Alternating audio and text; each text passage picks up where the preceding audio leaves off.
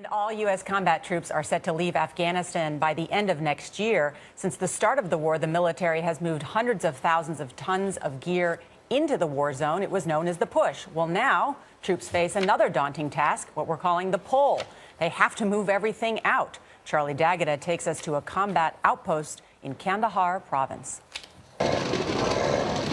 This is what it takes to escort just one truckload of military equipment from a U.S. base outside of Kandahar.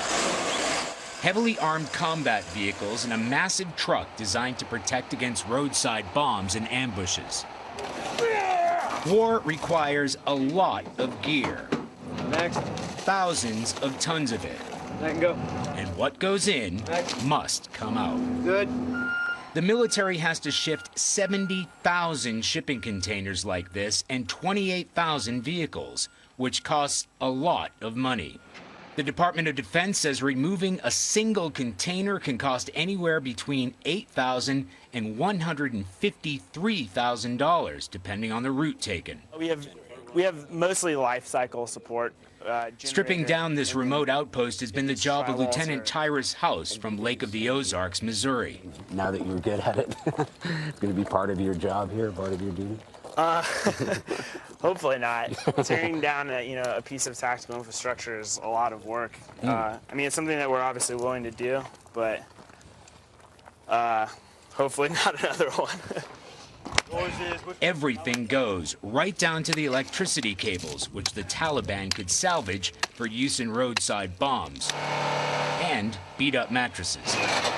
Over the past decade, the U.S. military has piled up more than 600,000 pieces of equipment valued at $28 billion. It will all be sent back home, redistributed, handed over to Afghan forces, or junked.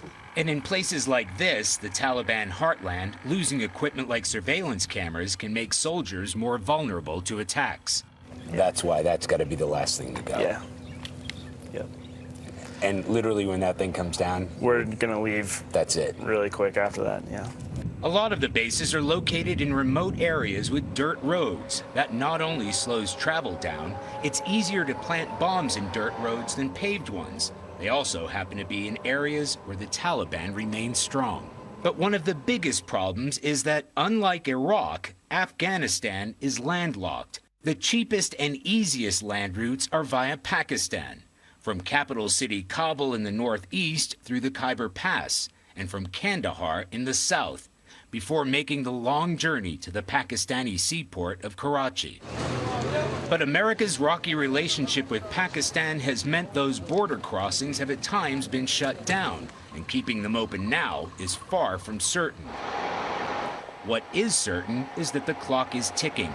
Fewer than 22 months remain before the U.S. combat mission here ends, and the bulk of equipment has to be gone. Getting the troops back home is the easy part. For CBS This Morning, Charlie D'Agata, Kandahar Province, Afghanistan.